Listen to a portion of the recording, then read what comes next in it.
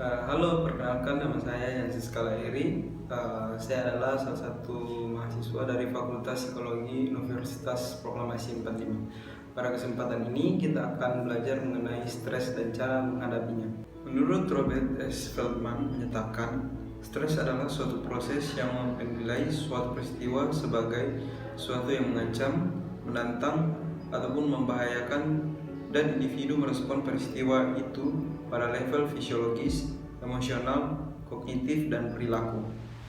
Stres juga ini adalah gangguan mental yang dihadapi seseorang akibat adanya tekanan.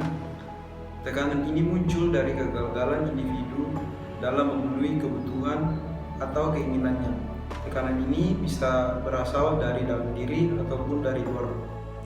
Strategi yang digunakan oleh individu dalam mengatasi stres inilah yang disebut coping stress, yaitu suatu proses pemulihan kembali dari pengaruh pengalaman stres atau reaksi fisik dan psikis yang berupa perasaan tidak enak, tidak nyaman, atau tertekan yang sedang dihadapi individu, yang meliputi strategi kognitif dan perilaku yang digunakan untuk mengelola situasi penuh stres dan emosi negatif yang tidak menguntungkan. Terdapat dua tipe coping stress. Yang pertama, problem solving focus coping, yaitu di mana individu secara langsung mengambil tindakan untuk memecahkan masalah atau mencari informasi yang berguna untuk membantu pemecahan masalah.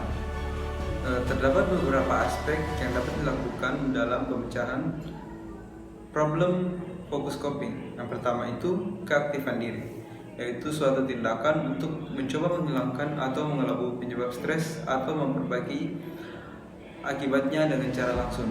Yang kedua itu perencanaan.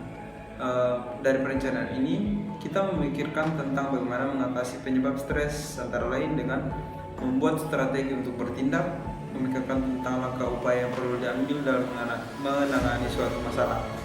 Yang ketiga itu kontrol diri. Individu membatasi keterlibatannya dalam aktivitas, kompetensi, atau persaingan dan tidak bertindak terburu-buru. Yang keempat itu dukungan sosial, yaitu mencari dukungan sosial seperti nasihat, bantuan, dan atau informasi.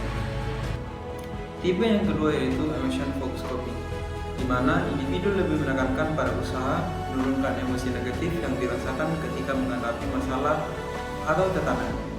Beberapa tindakan yang dapat dilakukan dalam emotion focus coping ini, yang pertama, dukungan sosial emosional, yaitu mencari dukungan sosial melalui dukungan moral, simpati, atau pengertian.